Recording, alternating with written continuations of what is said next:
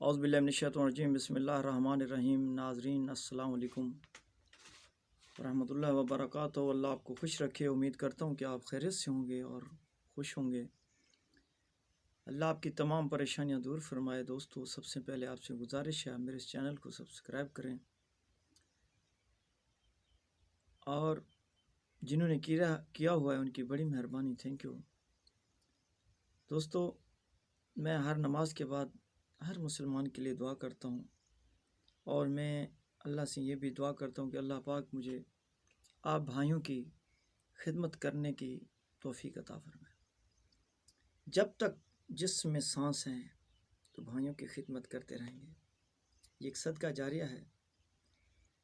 آگے آپ اپنی محبت بھی ہمیں دکھائیں کہ ہمارا جو بھی آپ نقصہ دیکھتے ہیں، سنتے ہیں، دوسروں تک شیئر کیا کرو، کہ کوئی بیچارے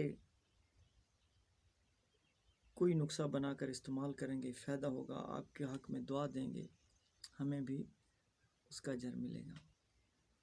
جیسے کہ تو دوستو، یہ میں آپ کو نقصہ جو بتا رہا ہوں یہ وہ ہے، جیسے کہ بچوں کا منہ پھٹ جانا، زبان پہ چھالے ہو جانا، یہ گیس کی وجہ سے ہوتا ہے۔ اکثر بچوں میں نہیں، یہ بڑوں میں بھی ہوتا ہے۔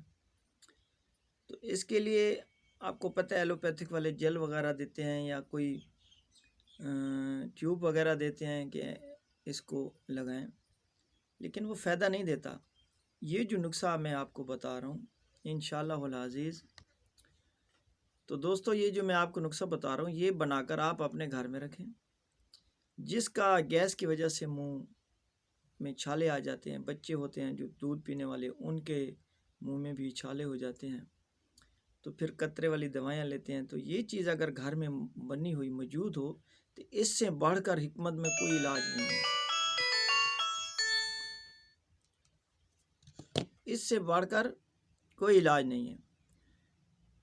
یہ ایک مرتبہ اگر اس چھالوں کے اوپر یہ مرہم لگاؤ گے تو 2 گھنٹے کے بعد انشاءاللہ وہ زخم بھی نہیں ہوگا، بچہ ہوگا دودھ پی سکے گا، بڑے ہیں کھانا کھا سکیں گے۔ یہ جیسے کہ بڑے لوگ تیزابیت کی وجہ سے ہوتا ہے، جیسے کہ گرم چیزیں کھا لی، برگر وغیرہ کھا لیے، تو گیس نے جیسے کہ قبض کشا گولیاں وغیرہ کھاتے نہیں ہیں۔ انسان کو چاہیے کہ 15 دن بعد جلاب لینا چاہیے، 1 مرتبہ لازمی لینا چاہیے، صحت کے لیے وہ بہترین چیز ہے۔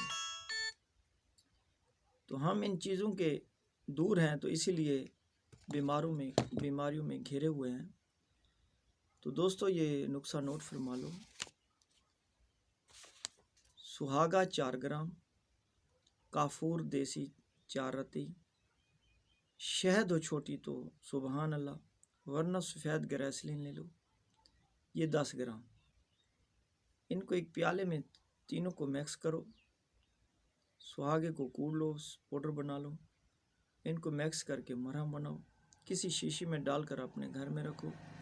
جب بھی کسی کو یہ شکایت ہو، کب ہاتھ سے نہیں، کپاس کے ساتھ لگا کر اس جگہ پر لگاؤ گے، ہاں جہاں زخم ہو وہاں پٹیاں باندھنے کی ضرورت نہیں، اسی مرہم کو لگاؤ گے، انشاءاللہ العزیز زخم بھی 2-3 دن کے اندر چھوٹ جائے گا۔ جیسے کہ زخم والا بندہ ہاتھ دھوتا ہے، ہاتھ پہ زخم ہے تو پانی چرا جاتا ہے، پیپ کر جاتا ہے، زخم ریشہ کر جاتا ہے، تو اس جگہ کو لگانے سے بھی انشاءاللہ زخم سوکھ جائے گا۔